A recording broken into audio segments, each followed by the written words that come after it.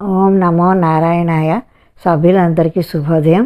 నిన్న మనం భాగవతం ప్రథమ స్కందంలో 5వ అధ్యాయంలో కొంతవరకు తెలుసుకున్నాము. ఆ తర్వాత మానవుడు తపస్సు చేసిన, వేదములు చదివిన, నియమ నిష్టలతో జీవితం గడిపిన, జ్ఞానము సముపార్జించిన, దాన ధర్మాలు చేసిన వాటి వలన కలిగే ప్రయోజనము శ్రీహరి యందు భక్తి ప్రపత్తులు కలిగి ఉండడమే, శ్రీహరిని కీర్తించడమే. ఇది పండితులు చెప్పిన మాట. ఓ వ్యాస మహర్షి, ఇంతకు ముందు కల్పంలో నా పూర్వజన్మలో నేను ఒక దాసీపుత్రుడను.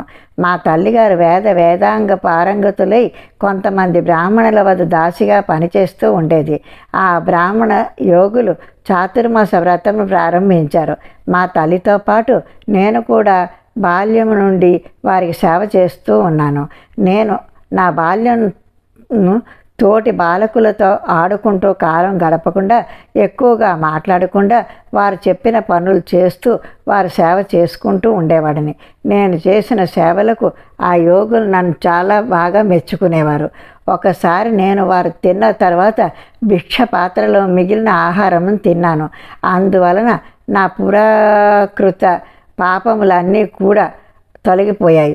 నా మనసు పరిశుద్ధమైంది. నాకు ఈశ్వర సేవలో ఆసక్తి ఎక్కువ అయింది. ఆ ఋషులు సాయంత్రం వేళలలో విష్ణు కథలను గానం చేసేవారు. నేను వారి పక్కనే నిలబడి ఆ కథలను ఆసక్తిగా శ్రద్ధగా వినేవాడిని.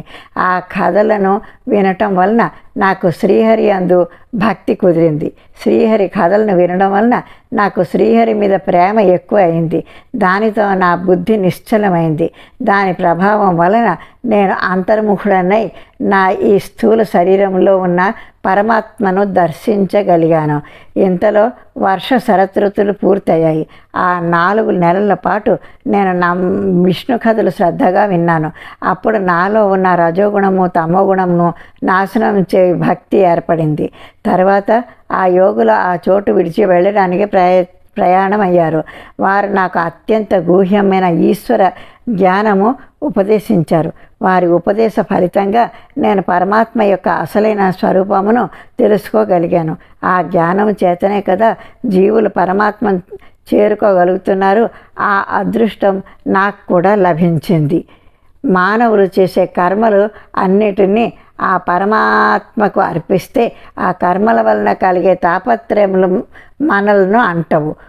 ఓ వ్యాస మహర్షి, ఏ పదార్థములను తింటే రోగములను వస్తాయో అవే పదార్థములు తింటే ఆ రోగము తగ్గిపోదు కదా. కానీ ఏ పదార్థం వలన తింటే మనకు రోగం వచ్చిందో ఆ పదార్థములకు ఔషధాలు కలిపి సేవిస్తే రోగము తగ్గిపోతుంది.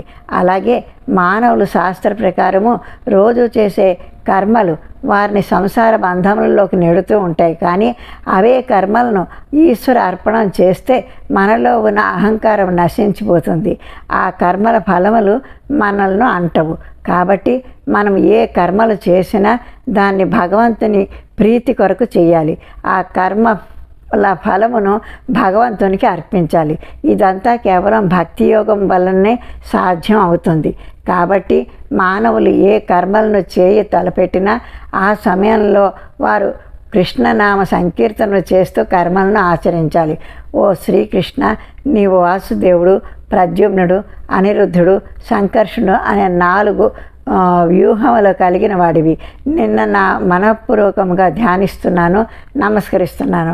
అట్టి శ్రీకృష్ణ పరమాత్మను నిరంతరం దర్శించే వారికి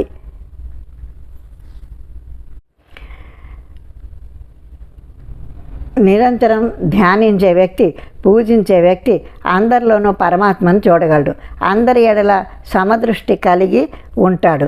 నాకు ఆ యోగులు ఉపదేశించిన ఈ ఈశ్వర జ్ఞానాన్ని చక్కగా అనుష్ఠించాను. దాని ఫలితంగా నాకు ఆ కృష్ణ పరమాత్మ తన ఎడల అచంచలమైన భక్తి అనే ఐశ్వర్యాన్ని ప్రసాదించాడు. కాబట్టి ఓ వ్యాస మహర్షి, నీవు కూడా ఆ విష్ణుమూర్తి అయిన అవతార విశేషములు కీర్తించు.